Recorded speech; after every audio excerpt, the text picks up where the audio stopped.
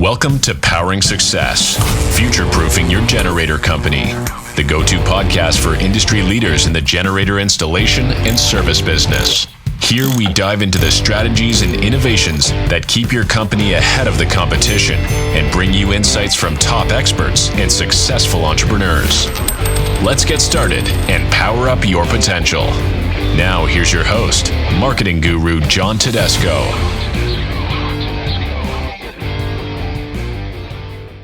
John Tedesco from Power Source. Thanks for tuning in to our very first episode of the Powering Success podcast. In today's interview, I sat down with Vincent Batista, owner of Bold Electric serving central to northern New Jersey. Vin is not just the owner, but an electrical contractor, a licensed electrician, and has around 20 technicians. We talked about changes in home electric needs, whether backup power batteries are becoming a threat, consolidation in the market, staying on top of your game as a business owner, and the importance of ubiquity in marketing a generator business. I hope you enjoy it. All right. So, Vin, you're a licensed electrician, an electrical contractor, and a business owner. I'm curious, what made you get into this line of work? So, I was about 19 years old when, believe it or not, I ended up catching malaria here in the United States. At the time, I was going to community college and really didn't have much of a direction.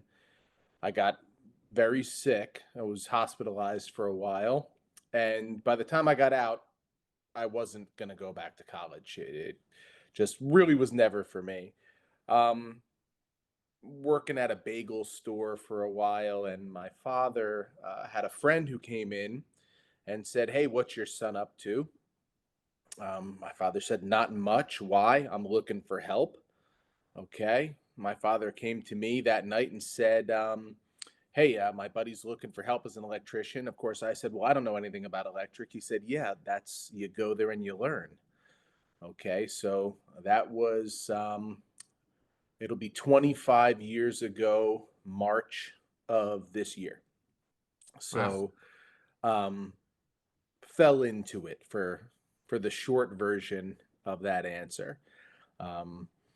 I didn't look at it right off the bat as a career, but within a couple years realized that this is what I was supposed to be doing, was the contracting world. Okay. So would you actually say that your father was the most influential person on the early stages of this career? I would say that my father is probably the most influential person, period. But in an effort to say the most influential person in my career, sure. There's been other mentors along the way, that's for sure. The company that I worked for prior to starting my own business, that was a father and son organization as well.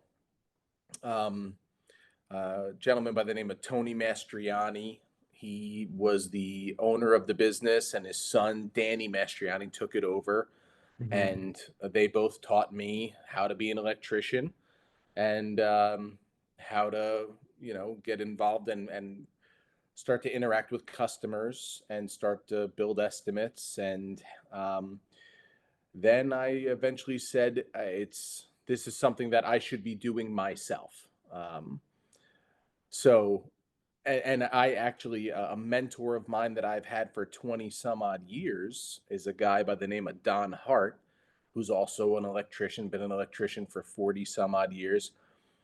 Donnie's been a mentor forever, and Donnie works for me right now. He ended his business back in, I want to think, 2016, and then came to work for me full time, interacting with customers, interacting with utility companies, interacting with municipalities, townships for permitting inspections, things like that. Oh, So wow. a bunch of good people to get me to where I currently am. Yeah, sure. And when you're not doing generators and electrical work, if there is a when you're not? I would say, and my wife could certainly attest to this, for the first 10 years of running my own business, probably closer to 15 of the almost 20 that it's been, 7 days a week, 24 hours a day, The clock never turns off. Hmm. Um, I always likened it, although I have no children, I likened it to raising a child. You really can't leave a 3-month-old alone at all, and you're waking up in the middle of the night if you must.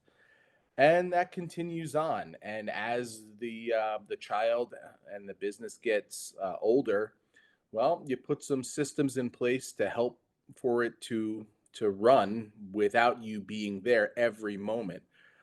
Just last year, maybe a little bit the year before, to the point where I could take a vacation and it's actually a vacation where I'm not worried the entire time. I've got good people in good places that I trust is going to get done the way that it should while I'm gone. Wow. But you actually asked, what am I doing when I'm not being an Yeah. electrician? Um, you know, Still not much, but I can say, I've just actually, believe it or not, I've started to bird watch, right? So, what certain people call birding. Um, I Hmm. My father got me into that too. It's Great. an easy kind of pastime. I like trying to identify birds that I see by both their visually, seeing them, but also by their songs, right? So you could start to pick up what's that up in that tree. You know, Obviously there's the standard blue jay everybody hears squawking, but then as you get further into it, you could kind of pick apart that's a downy woodpecker. That's a Wow. white-breasted nuthatch, right? Yeah. You can your brain kind of picks it up, and before you realize it, you're saying, "Yeah, I know what that is." Sure. It sounds like a very therapeutic thing to do also. So I am one who likes alone time, Hmm. and there's the one thing about bird watching is the majority of it gets done in silence because you're listening to what's going on. So it's basically meditation in the woods. Sure. Sure. Wow. And having to do that, run the business and doing whatever it is you do outside, whether it's bird watching or relaxing, what is the biggest responsibility you have as the owner of a bigger um, corporation? Well, that's a relative term. Uh, And how big have, is that? How many technicians do you have? Are you over 20? Are you at 20 or so? we are around 20 right Okay. now. I've had more people, I've Mhm. had less people. What I've been concentrating on more recently is how do we get more done with less people? Not that I'm ever looking to get rid of anybody, but it's more a function of efficiency. But what is the biggest responsibility as a business owner? It's putting the right people in the right places and worrying about, am I going to have enough for the employees? For uh, I worry about the fact that I've people make a living off of what I do or what we do. um, I've got to worry about, uh, is enough work going to come through the door in order to feed everybody? A lot of it is anticipation. If I'm worried about today, well, we're gonna it's gonna go wrong. I need to be thinking about 6 months from now, a year from now, what's happening in the industry that we're in. Uh, what is the economy going to do, both locally and countrywide? Not to get ultra political in it, but we're coming up on an election year, and believe it or Yeah. not, that will affect our business. Yeah. Interest rates affect our business. What Sure. How people go about funding projects. Um, so my number one thing, thinking of everything, and it's nobody can. You do your best with it, but trying to worry on behalf of everyone, right? I could Sure. say is one of the things that I end up doing mostly. Yeah. And how do you measure that? How do I measure what exactly? The Well, how would you success of measure it? the company's performance on a regular basis. You're looking at it daily, monthly, Yeah, so quarterly. I mean, let's put it this way. There's a lot of metrics that can be measured from. Obviously, you can look at your books and Hmm. see what's your profit and loss look like? What's the gross business that you're going to do that year? What kind of, you know, how are your expenses looking? There's a bunch of kind of those just spreadsheet metrics that you could look at. I think some of the things that are harder and just as important to worry about is the morale. Hmm. I've gone through years of trying to figure out how to motivate people other than yourself. Like it's easy to motivate yourself to do well and to be successful, but try motivating other people. That's certainly harder, and then try to get the other people to motivate other people. And this continues on further and further down the line. Now, the thing that fascinates me about a Fortune 500 company is my guess is Jeff Bezos isn't out there, telling the guy on the factory floor, excuse me, the warehouse floor, come on guys, let's go, let's do, it's Yeah. that system and team that you put together to make it all happen. So morale is a huge one. And I, although I didn't for years, because I said to myself when I started my business, I said, okay, well, how how am I going to make it successful? Said, well, it's really much like many things. It's how much pressure and how much time do you put towards it. So I know what I'll do. I'll just do it 24 hours a day, 7 days a week, and work Yeah. really hard. And therefore, I'm giving it every bit of effort that I can. But Sure. what you don't have with that is any kind of a personal life or personal happiness. Um, and when that happens, you lose that side of yourself, and it can be tough to get back. So what I've started to do is measure my own personal happiness. Am I happy in my personal life, and is my business taking too much away from it? There eventually becomes that sacrifice you don't want to make anymore when you find somebody you want to be with in life Yeah. and spend time with. You have to make sacrifices. I could only imagine what it is for people who have children that they have to deal with too, who are require a lot of attention, Yeah. and a parent's time. I don't have the kids, so for me, it's me, my wife, my nieces and nephews, my family, my parents, that kind of a thing. But I don't have the kids that have to go to the baseball practice and the dance recitals and the art shows and all the different things that they want to do.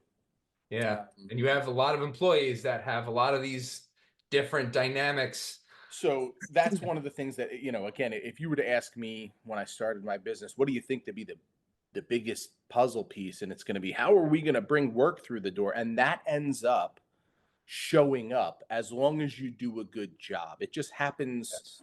you know, um, people love giving a referral. If you do a good job for somebody, people love saying, I found a good contractor. Yeah. Um, that being said, you usually, if all goes well, depending on the business you're in, at least I could say for mine, the work ends up showing up. Sure. Um, Dealing with employees and personalities and wants and needs when selfishly all you want to do is say just go to work and do everything, like, why are you asking me about, why are you bringing up your personal life? You should Hmm. just be here to work. Now I realize that that's a self-centered thing to think about. Just because I've decided to dedicate my entire life to it for a good long time doesn't mean everybody is going to. It isn't everyone's business. But I can say that it was, I think things are going better than they ever have from a morale perspective in the company and from the employees that we have.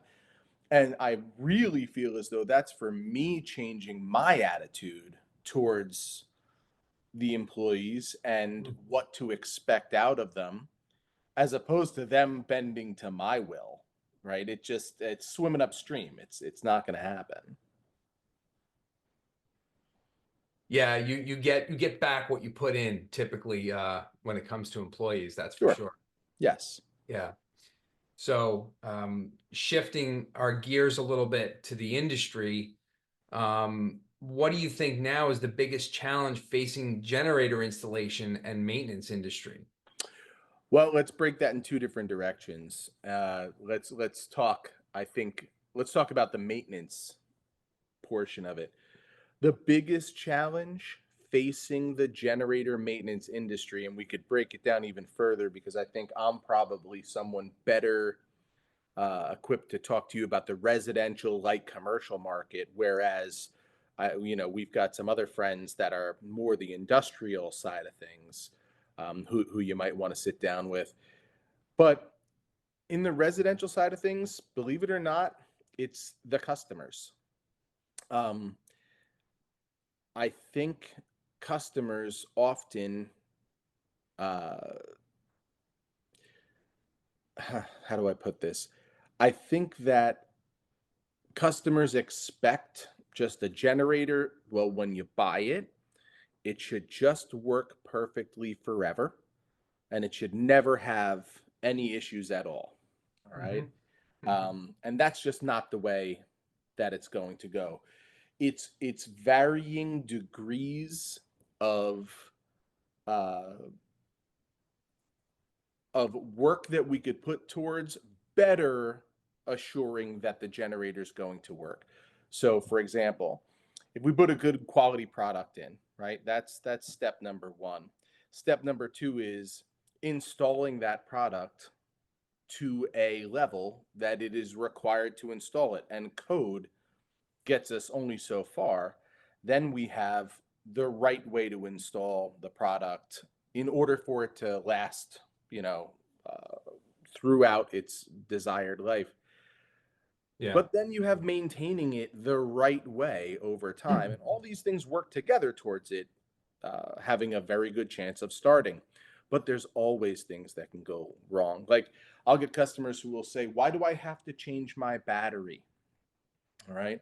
I haven't changed my battery in my car in 5 years. Why do I have to change mine in my generator more often than that?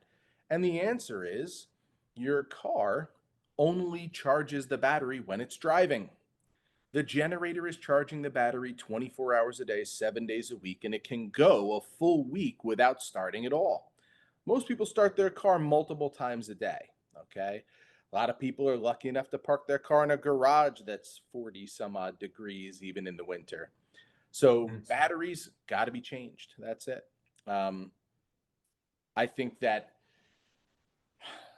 when we make recommendations for customers to do things like replace their battery, like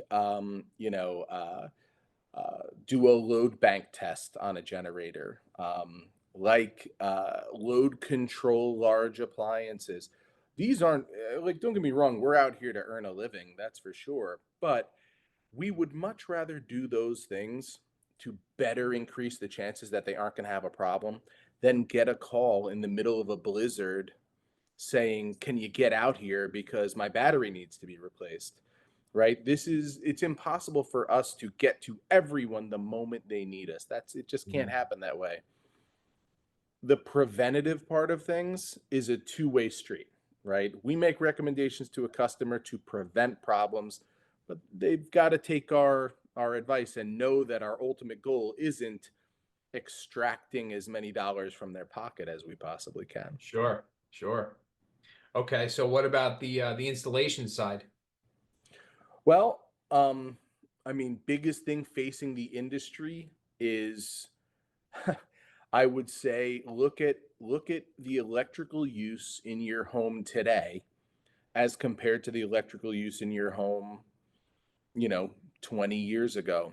Mhm. I would say look at what people do from their home today that they didn't do 20 years ago. First off, maybe a little longer than 20 years ago, but 30 years ago, there was hardly much thing as the internet, right? So people weren't worried about that. The power went out, uh, you lit candles, right? And you told stories. Now, the moment the internet goes down, people feel completely disconnected from the world and they can't charge their phones, so on and so forth. And, as I'm sure you know, just like everybody else in the world, COVID hits in 2020, everybody has to work from home. And then they realize, oh, that's right. If the power goes out, I'm stuck here. I can't earn a living. And then they've got to educate their kids from home, and then they're doing, my wife went to the gym from the computer for months and months on end. So I think, in the 2020s, the use of electric in America, in certainly New Jersey and the tri-state area, what we use it for is much more important to us than it Sure. was a good long while back. Think about cars. I've got people now, the biggest thing now is, can my car charge from the Yeah, generator? the I've got an charging electric ports. car. I want to charge it from home. How do I do that? Mhm. Um, yeah, all these things mixed together make it so the generator is much more important to the customer. So when it comes from to an installation, we've got to size in a product that's actually going to do what the customer wants. And unfortunately, one of the things that we contend with all the time is, there are plenty of there is so there's no generator installer license, right? Mm. um, there you have to be a licensed contractor. You've got to have an electric license to do certain portions of it, a mechanical license, a builder's license, a plumber's license, to do other portions of it. But there is no just, oh, generator license. And what we face is inspectors who really don't know what they're looking at, and installers Mm. who really don't care if it's going to work after they leave, because their relationship with a customer lasts until they get the check for the install. Ours continues on. I've got customers who are still maintenance clients that we installed their generator, 15 years ago.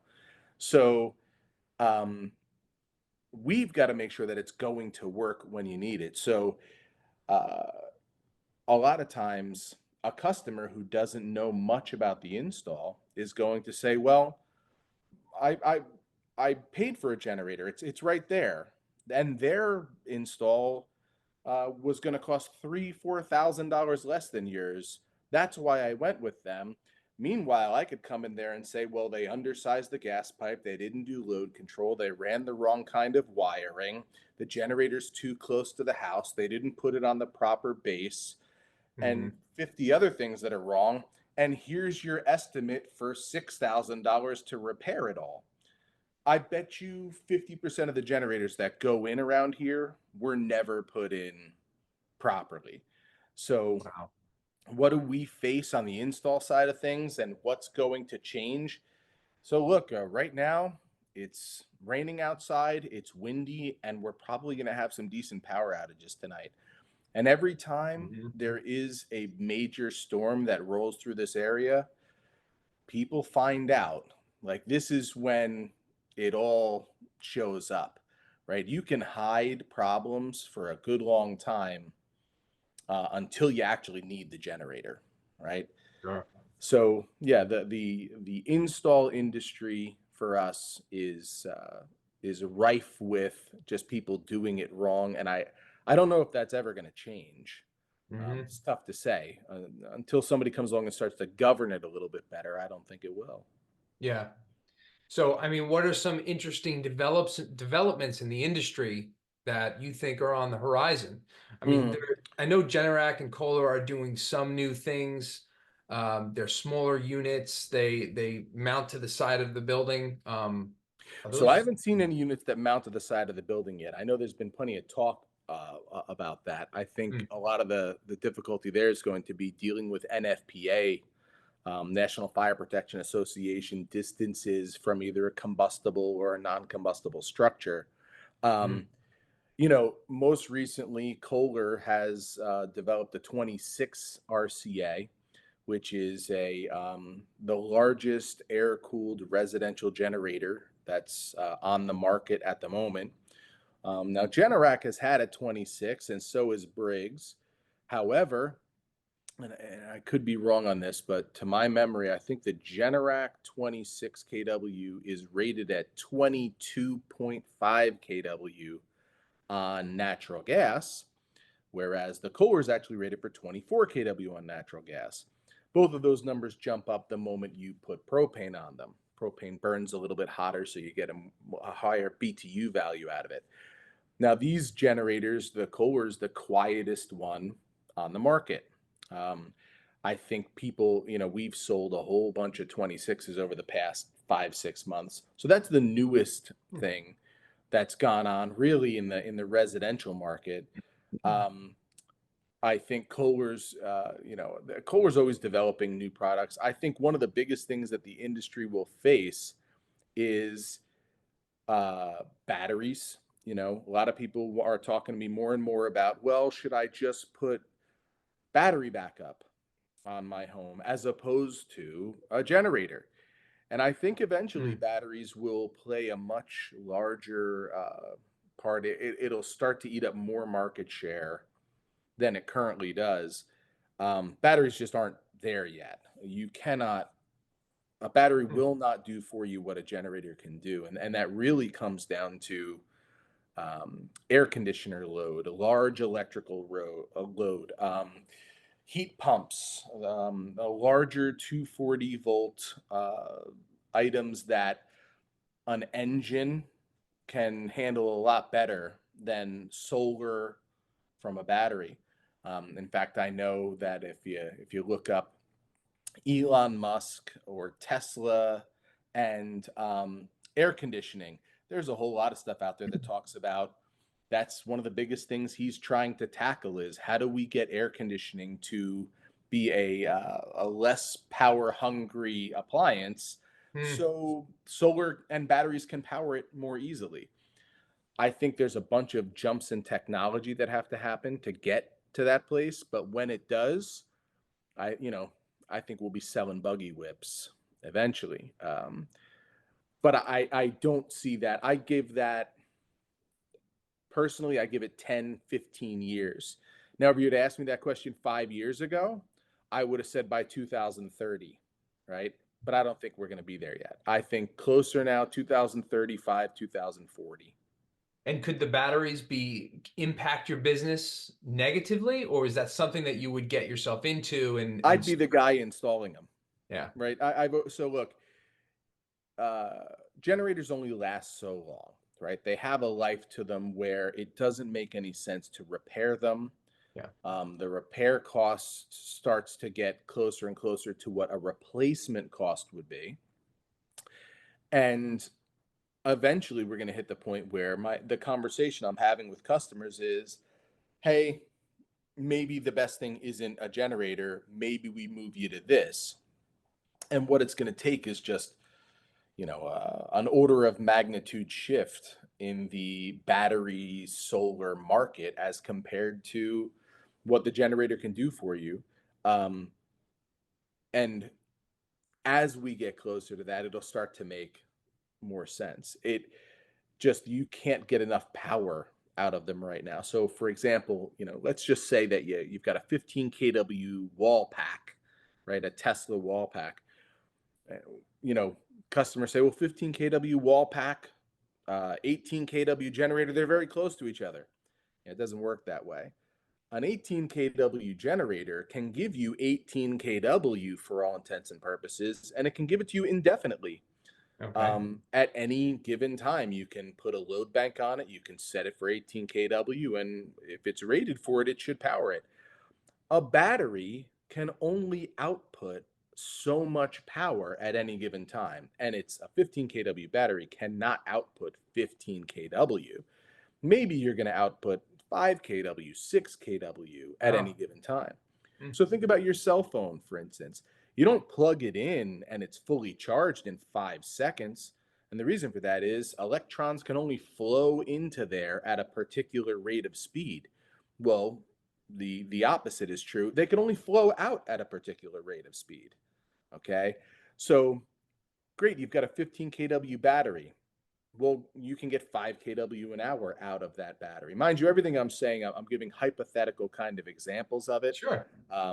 But just generally speaking, you want to do what a 20 kW generator can do, hook up, 4 batteries on the side of your house and wire them, in conjunction in order to merge their power together in a paralleled manner. And now you've got a 20 kW system and you've spent 60, $70,000 in doing it, probably more actually, and you Mm. don't have a power source yet. So now Mhm. you either have to draw the energy from the utility company or you have to put solar on the house. Price keeps going up. Another big thing about batteries is uh, there's a loss when you enter energy into a battery, and there's a loss when the battery power go or when the energy goes back out. Mm. So if you put 15 kW worth of power into it, it probably took you 16 and a half kW to get it in there. And it's going to be, there's going to be loss when it leaves the battery as well. So again, I think generators are the cheapest, fastest way to provide a home with backup power if that's what a customer wants. Sure. Wow. That's fantastic information with about the battery. Um, okay, so how about for you?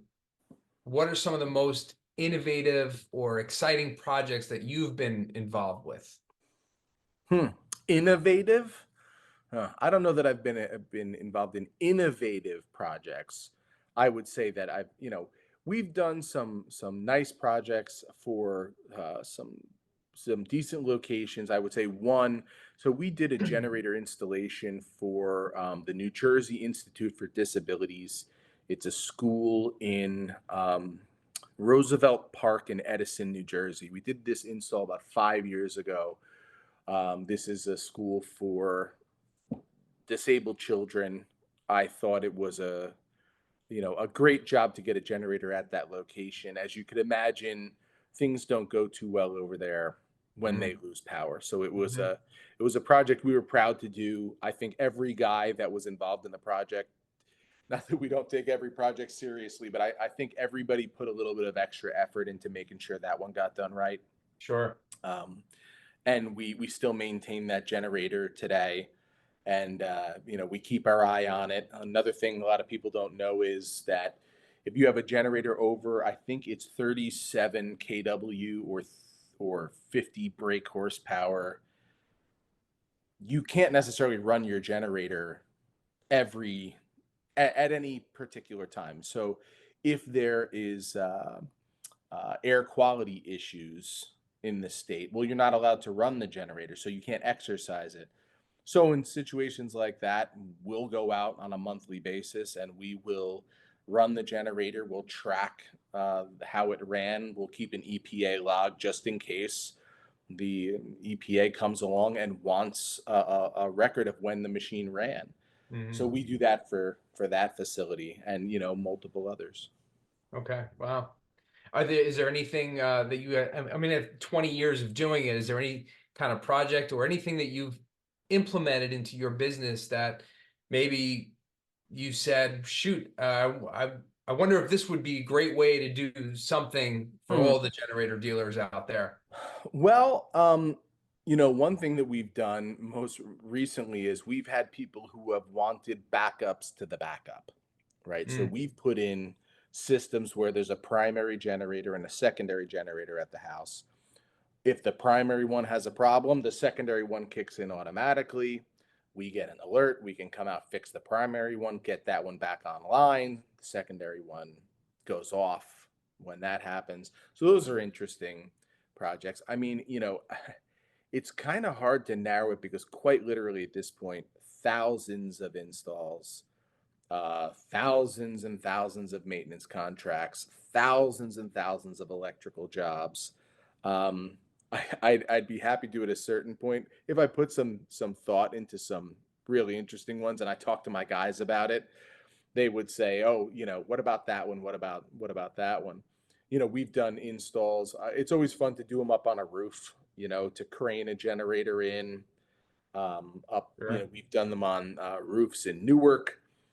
We've done generators where you're sitting, down at the shore, and you've got machines that, when you're maintaining the generator, you're looking right out at the Atlantic Ocean. It's always nice to have a nice ocean view. It's weird because the guys will get excited to go maintain a generator down the shore. I say to them, well, it's not like you're gonna, be on the beach getting a tan. You're still working, but everybody loves to look at the ocean. So those are always fun ones to do. Yeah, that's great. Um, so what do you think other generator dealers, across the country are paying particular attention to right now? Um, hmm, what are they paying particular attention to? So I would say, you know, I think there's a lot of guys who took on maintaining and installing generators out of, I want to say, somewhat of a necessity. I think of it more this way.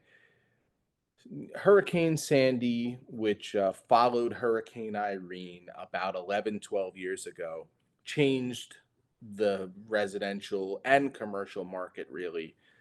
And I think what you had was a lot of electricians at that point who their customers said, "Can you install a generator?" And of course they said, "Yeah, sure, because why not?" And then they started to install them. And then they realized, oh, yeah, these things need to be maintained. So they said, well, I could put oil in something. I put oil at my lawnmower at home. I could do that too. So you had a lot of guys who said, okay, I'll do that. I'll do that for you. And then they do another one. And eventually they realize they've got 50, they've got 100 maintenance contracts. And I think there's a lot of guys out there who it's more of a burden at this point than anything else because they don't really know how to fix a generator and they don't really want to deal with it in the middle of the night, right? It is a separate industry. The last one before generators was air conditioning, right? Back in the early Mm-hmm. 70s when people said, "Oh, we could cool the air too at our house. We know we could do it at work. We could do it at home." So in that, I think what you're going to see is a lot of guys who are ending their careers. There's going to be a lot of orphan generators out there and a lot of customers who don't know where those generators should go. And I think what you're going to see is a lot of consolidation in the markets. I think you're going to see guys who are going to leave their field and they're all going to end up at the larger companies. So we see that all the time. We'll get Yeah, calls once a month from somebody who says, "My generator maintenance guy, he retired. Can you deal with the maintenance contract?" We're going to see more and more of that over the next 5 years, is my guess. sure. And speaking of those new guys that are coming in, what are some of the key skills or knowledge that you think are most important for the success of a home standby generator business? Well, first off, it's actually understanding what a generator does and how it works, which Mhm. most people just really don't. It's magic what's going on in there. So I would start by actually understanding the product that you're installing, and if you can't take it apart and put it back together on a nice sunny afternoon without any pressure, good luck doing it in the middle of the night. Mm. So um, I think the number one thing is to educate yourself about what you're getting into and know that there's a big difference if you install a ceiling fan for somebody and it doesn't work. Worst case scenario is they're a little warm that night, right? Well, and you go there the next day and you figure, oh, that's right, I left this wire loose, right? No big deal. I'll hook it back up. Oh, you're good, thanks. Um, Generator doesn't work, and people's sump pumps don't work. People's furnaces don't work. People's, oxygen doesn't work, right? Mm. People's CPAP machines don't work. People rely on the generators, and the customers have very high expectations about what's supposed to happen with the generators. Now, we're not perfect, that's for sure, but we try our darndest, and we try to educate our guys, and it's a constant process of keeping up their training, Yeah. sending guys to training, recertifications, learning new products that come onto the market Hmm. that have little nuances to different products, making sure we're stocking the right materials. Yeah. you So it's know experience a lot too. oh yeah. How are you getting some of the newer guys in, or the guys that want to get into the industry? Or do you take them in? Do you kind of take them under your wing and kind of let them shadow and build them? Well, firstly, I think, or when we say do I, it's not me. Okay. I don't know anywhere near as much about generators as my technicians know about generators. Sure. My technicians rely on other smart people who train them. We when it comes to bringing new people in, look, I'd be lying to you to tell you that, oh, well, we've got 1,000 resumes that hit the door. Unfortunately, and this is a whole nother kind of topic about the contractor industry, period. Not many people say to themselves, you know what, when my kid grows up, I want him to be in the trades. And that's a shame. Yeah. Um, I couldn't tell you how many times I'll go to somebody's house and they're angry that we couldn't get there fast enough, and their kid in their mid 20s is playing video games in the basement. And I'd love to tell them that I could have gotten here a little bit quicker if he was working for me, right? Or she was Yes. working for me. I would actually. I think that although I've never had a female technician work for my company, I think that they would actually be very good at it and could have, like, I know the way that my wife can pick apart little details of things. I think that she would actually be really good at it if she tried. Um, so I'd love more kids to get into it. I think the number one thing that should exist in the market is more education with kids in high school and middle school, and trying to drive them more towards the trades. There's an enormous shortage of people in the trades. Like there's Sure. half the amount of people that there should be. And I don't think robots are solving a lot of these problems anytime soon. I think you're going to get, unfortunately, for all the people, for many, or anyway, of the paralegals out there, I think ChatGPT is going to give them a run for their money sooner rather than later. I Absolutely. don't think many of them are digging a trench anytime soon, Right. or uh, going out and troubleshooting something in the rain. Like, I think they're going to have a harder time doing Yeah. that. And And maybe eventually. I just don't think we're there yet. sure. And electricity, especially. I mean, Yeah, what does yeah, AI need to work?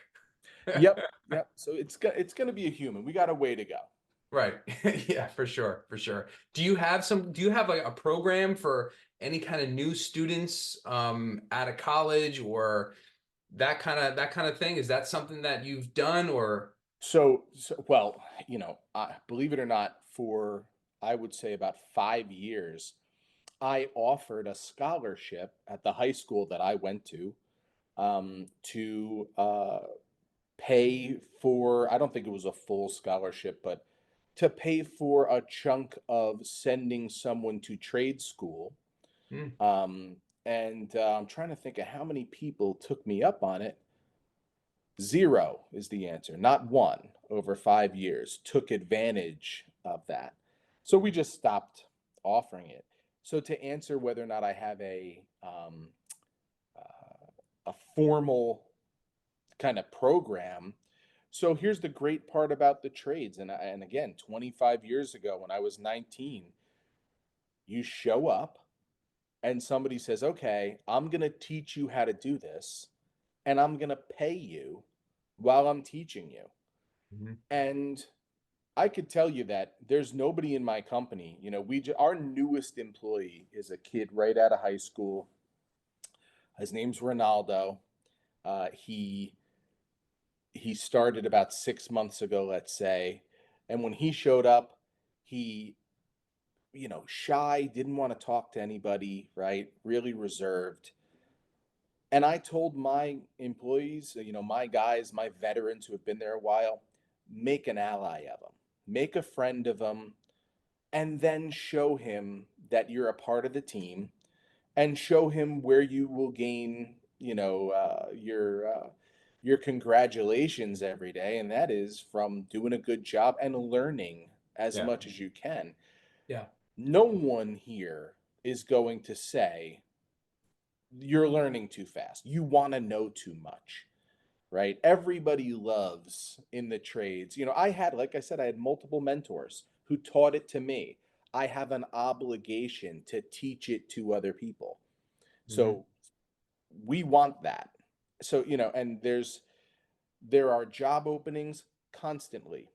I know dozens of electricians. I know dozens, hundreds of tradesmen.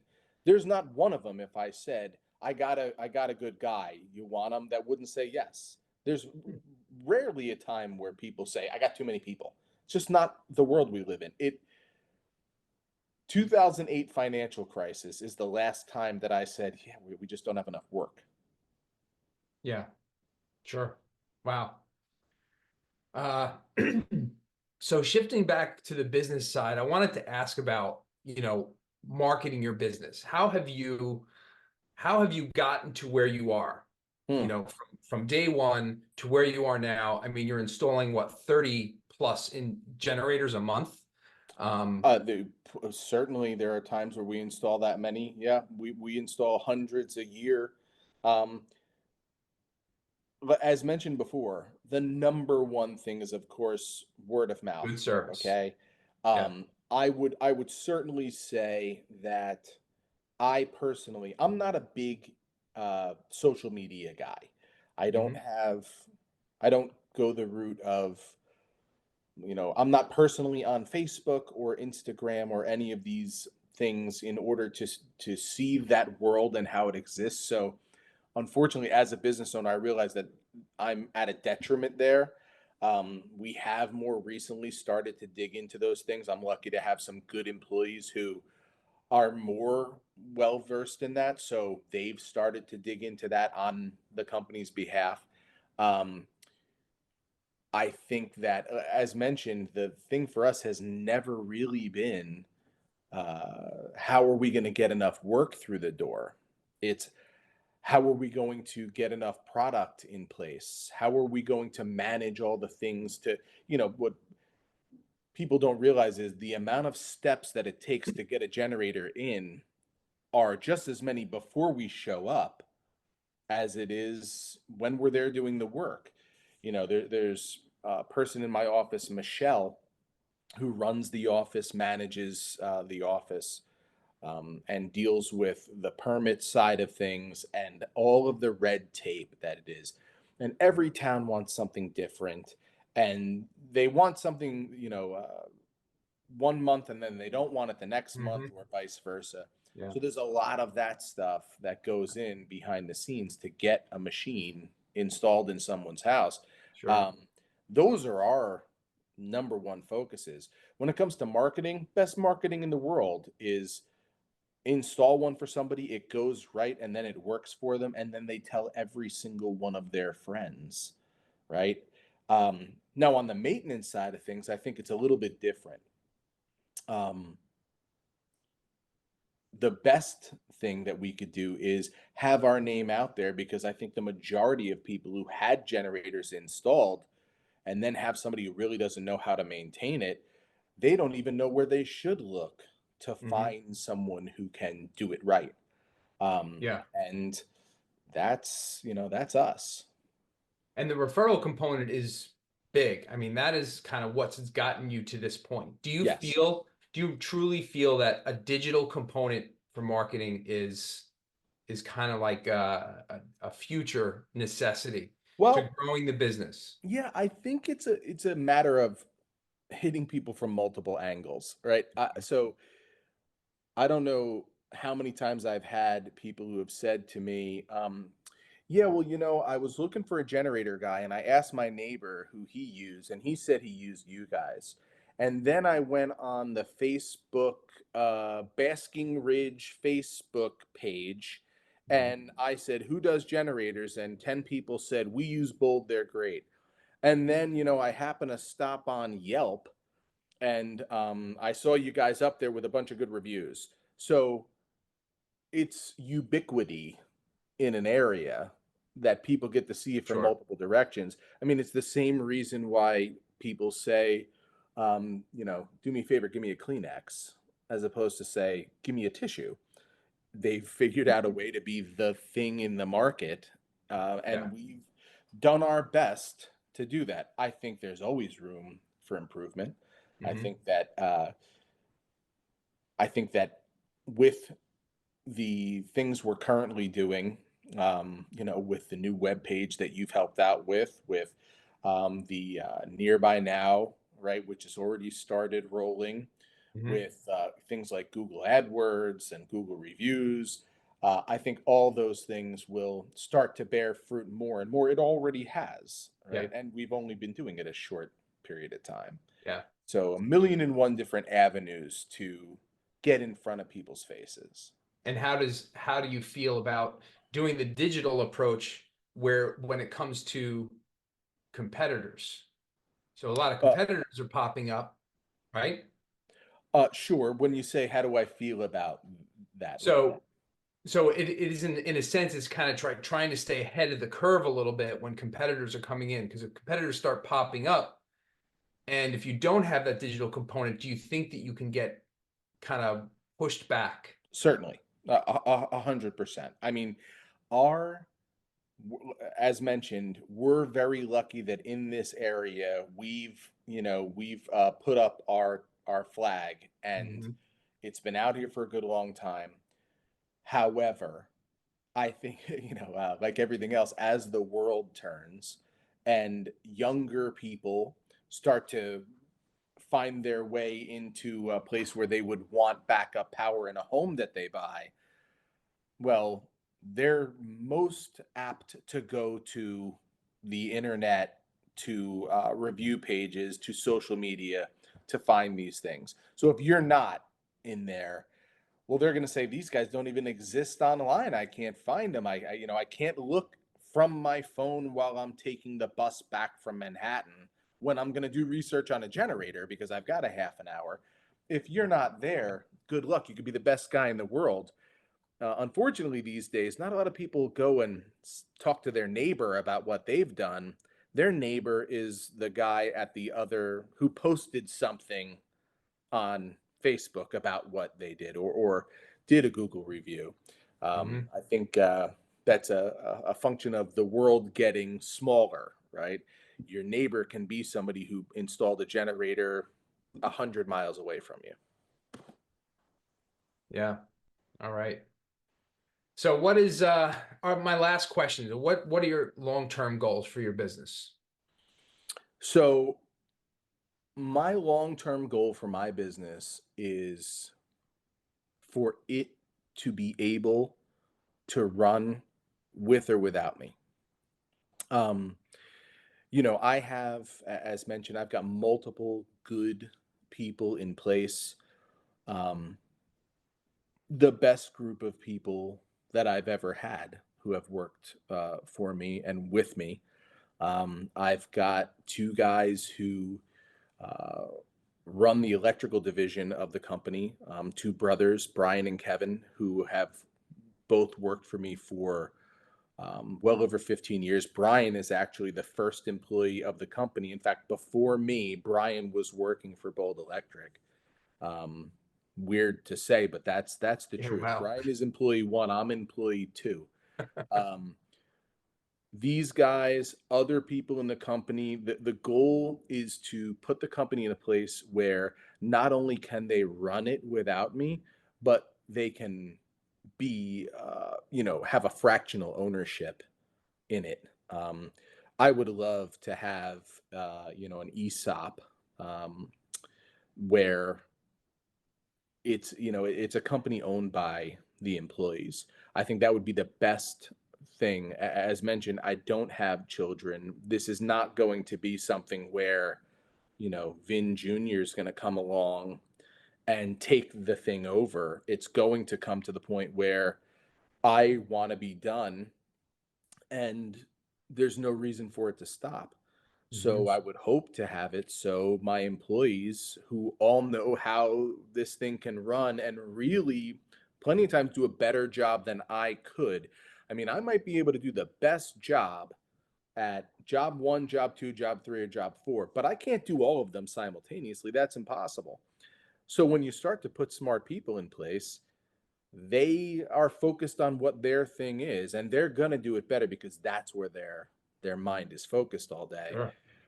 And if they can work together, they're going to be the best candidates to keep this thing going. So, an employee-owned company is really the dream and has been, mind you, for years and years.